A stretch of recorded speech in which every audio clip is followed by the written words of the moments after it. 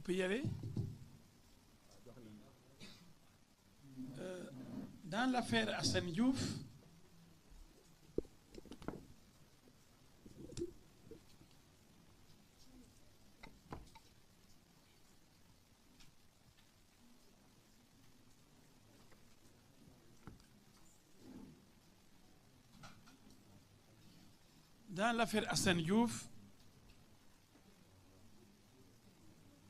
il y a d'abord un mensonge d'État. Par méchanceté, par hypocrisie,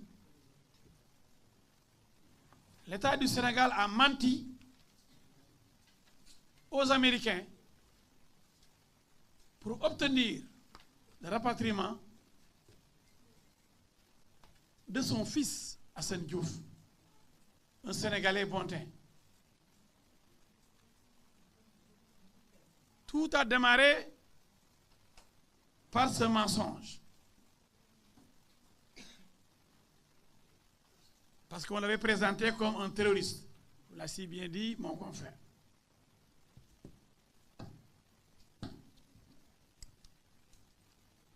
Alors, une fois arrivé au Sénégal, on a tout fait pour liquider Assane Diouf.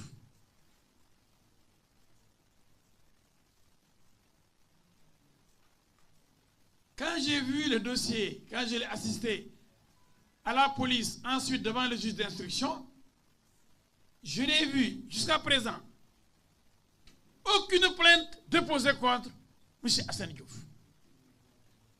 Un dossier où il n'y a aucune partie civile, aucun plaignant. Et on va à l'instruction comme le regrettait, le déplorait mon excellent confrère, M. Clédor-Ly.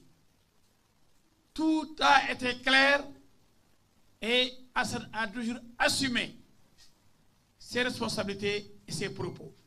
Parce que Assane n'a commis aucun délit. Il n'a insulté personne dans ce dossier. Et on a voulu faire croire aux Sénégalais et aux Mourides que Assane a manqué de respect au porte-parole des Mourides, Serigne Bass Abdou Khadre Mbacké. Ce dernier a dit qu'il n'entend pas porter plainte, qu'il n'a rien à reprocher à Assane Diouf. Malgré tout, il a été arrêté.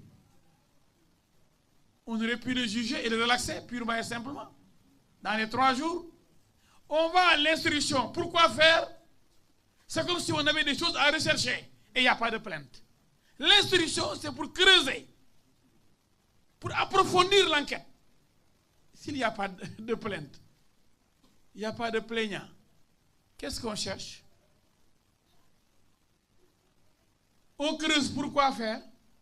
Alors qu'il n'y a rien que du vent. Mais on l'a maintenu à l'instruction, on l'a envoyé devant le juge pour le punir en vérité. Comme l'a dit mon excellent confrère, c'était pour se venger. C'est comme si on parlait de détournement, comme s'il fallait désigner un expert pour creuser au niveau de l'instruction, pour découvrir des choses, pour asseoir la culpabilité de Assane. Alors que, c'est ce qu'il a dit. C'est tellement clair. Et dans ce dossier, on ne peut rien lui reprocher. C'est pourquoi il tarde à le juger. Parce qu'Assane sera relaxé purement et simplement devant la juridiction de jugement, devant le tribunal. Et comme on veut faire mal, comme on veut torturer Assane, moralement, comme on veut le faire souffrir, on le maintient dans les liens de la détention pour qu'il reste le plus longtemps possible en prison. C'est injuste. Et, comme vous le savez, après le renvoi de Assane devant le tribunal correctionnel, Depuis avril, mai, juin, juillet, août, septembre, octobre, 6 mois. Donc Hassan va faire bientôt 1 an. Point de jugement. On viole la loi. Comme l'a dit Bertrand Dorli. On refuse de le juger. Pourquoi? Parce qu'Hassan est un otage. Hassan n'est plus un détenu.